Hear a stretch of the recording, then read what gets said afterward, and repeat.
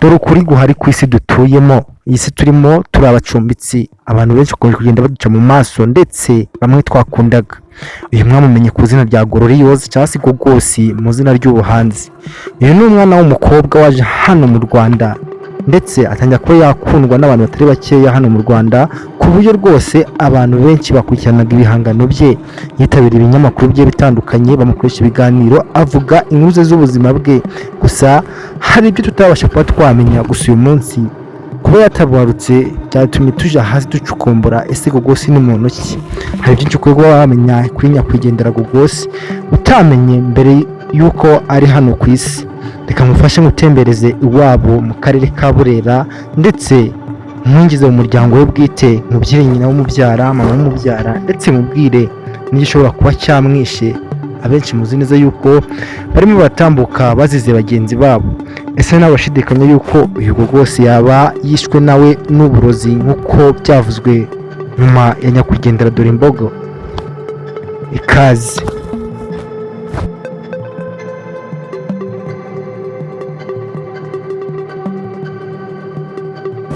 Inkuru y'uyu mukobwa Gloriose mwakunze muri benshi itangira mu karere ka Burera ahitwa mu murenge wa Kigina. Aho ngaho ni iwabo avuka ndetse naho ubuzima bwe bushingiye. Ni ukuvuga yuko ariho yakuriye, niho yize ndetse ni naho yasengeraga. Uyu ni umwana w'umukobwa wasengeraga mu idini ry'Abapantekote ndetse twavuga yuko yari umukirisitu ku rwego ruhambaye. Uyu mwana w'umukobwa yakuranye n'umubyeyi we nyina umubyara mu gihe papa we yari yaragiye gupakaza mu gihugu cy'abaturage cya Uganda.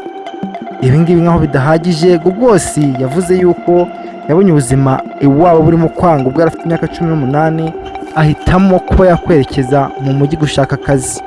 Ibi ngibi byaramuhiriye ubwo ageze mu mujyi wa Kigali, ari nayo fondasiyo yo kuba yaba umusitari.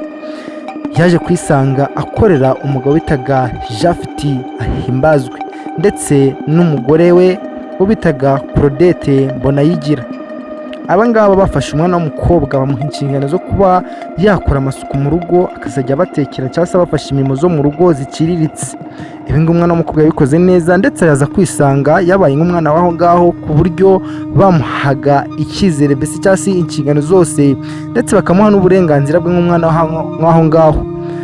Ni ukuvuga ngo Gogosi yakomeje kuba yaterana mu dini rya Pantekote ndetse akajya afata n'umwanya wo kuba yaganira n'abandi bantu bo ku ruhande, ndetse aza kwisanga yahuye n'abanyamakuru bagiye batandukanye bo mwagiye mubona bamuhereza ibiganiro.